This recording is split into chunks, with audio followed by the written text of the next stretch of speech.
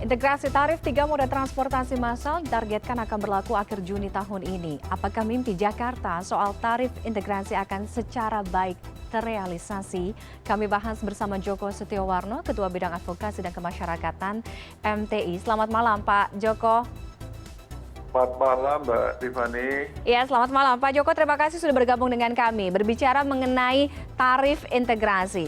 Apakah integrasi tarif dari 3 transportasi massal ini dapat mewujudkan mimpi ibu kota ya untuk masyarakatnya, orang-orangnya betul akan beralih ke angkutan publik dibandingkan dengan menggunakan angkutan pribadi atau mobil pribadi, kendaraan pribadi? Ya, setidaknya kalau sudah integrasi seperti ini kan dia sudah tahu pasti dibandingkan dengan tarif tidak terintegrasi, dan sekarang integrasi akan lebih murah mungkin kalau terintegrasi ya. Dan hal seperti itu sudah umum lah dilakukan di banyak negara. Sehingga di banyak negara itu mereka tinggal kalau pilihannya mau tarifnya harian, mingguan maupun bulanan. Nah ini modelnya mungkin yang Jakarta diterapkan adalah Rp10.000 untuk maksimal 3 jam dia 3 jam, menggunakan betul. angkutan umum.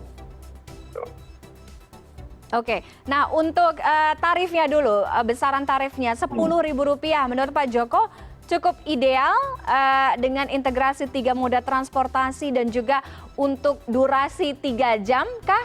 Atau terlalu murah atau mungkin terlalu mahal? Ya, saya kira tarif seperti itu sudah melakukan kajian ya. Ya, jadi tidak langsung diterapkan, ada kajiannya sehingga maka ditetapkan sebesar itu.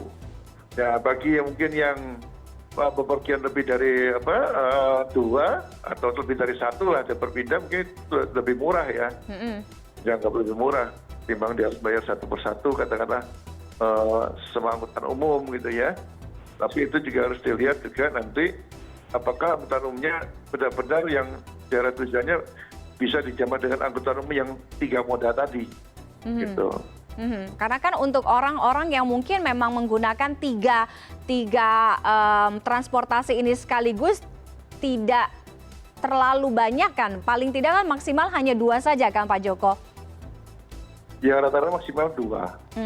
Ya jarang, yang 3 itu jarang. Tapi kan sebenarnya 3 moda sudah disediakan gitu kan, pilihannya kan yang mana perpaduannya itu.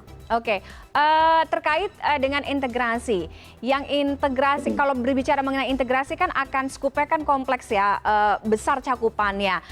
Jadi kita nggak ngomongin cuma tarifnya saja, tapi bagaimana kesiapan dari integrasi sarana, prasarana penunjang, infrastrukturnya, apakah juga sudah siap menopang soal integrasi moda transportasi di ibu kota ini nantinya?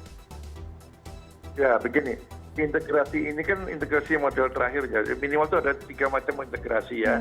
Integrasi secara fisik, integrasi secara fisik gitu ya.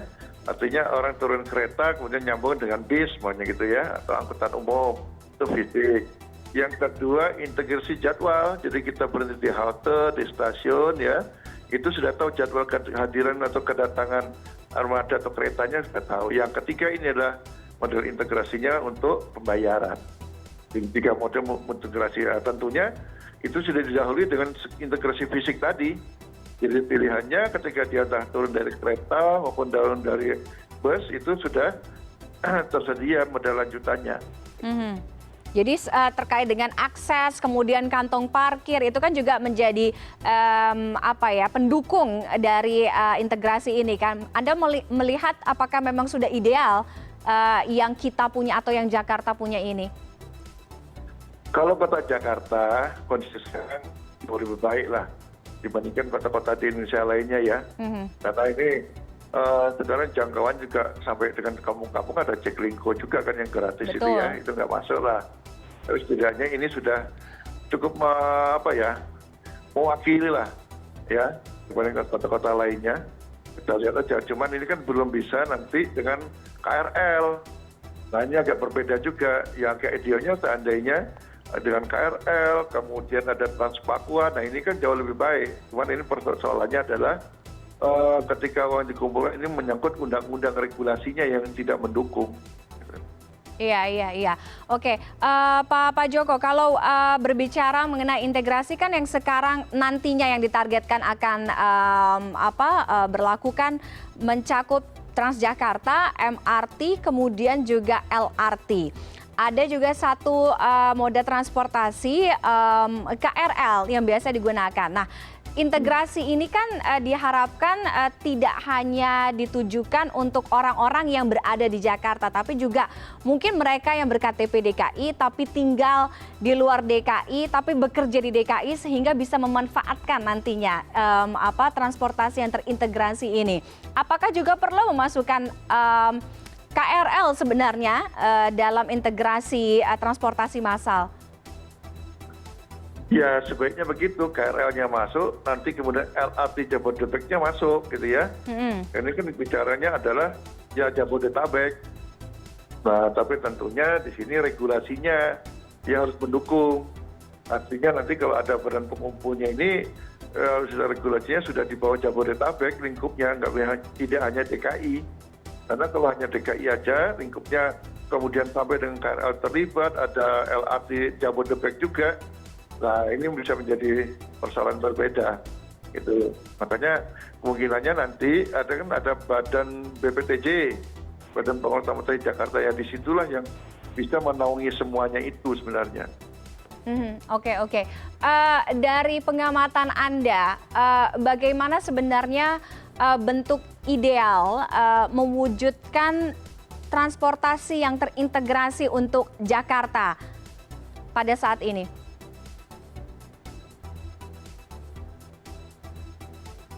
Halo, selamat malam Pak Joko. Masih mendengar? Ya, masih mendengar suara saya, Pak Joko? Nah, sekarang dengar. Oke, dari pengamatan Anda, bagaimana idealnya mewujudkan transportasi yang terintegrasi untuk ibu kota? Ya, tentunya kan yang bermobilitas Jakarta itu kan tidak hanya orang Jakarta, Betul. tapi ada orang masyarakat juga yang dari Bogor, Tangerang, Bekasi, wilayah pendukungnya itu. Ya makanya kan jaringan transportasinya sampai dengan wilayah pendukungnya, adanya KRL, kemudian nanti ada LRT Jabodebek, ada juga GR Connection, kemudian ada bis Jabodetabek, itu juga menjadi hal yang bisa diintegrasikan sebenarnya. Oke, jadi memang menggandeng atau merangkul semuanya sehingga nantinya bisa akan betul-betul dikatakan integrasi atau terintegrasi itu ya, Pak Joko? Ya, karena tadi yang bekerja di Jakarta kan bukan hanya orang Jakarta. Ya, dari wilayah penyangganya cukup banyak juga. Dan itu juga daerah penyangga juga ada transportasi umumnya juga. Kan Bogor sudah ada Transpakuan. Ya, nanti daerah Transpatriot akan dikembangkan di mana? Di Bekasi. Kemudian yang ada di Tangerang ya. Itu menjadi satu kesatuan juga nantinya. Ya, masing-masing kota. Jadi kalau dia berangkat dari rumahnya di Bogor, naik Transpakuan, KRL pindah lagi nanti Transjakarta, nah, sudah 3 kan?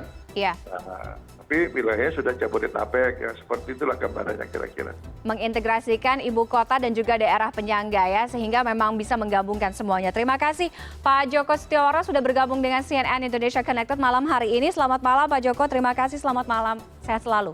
Selamat malam Mbak Timani.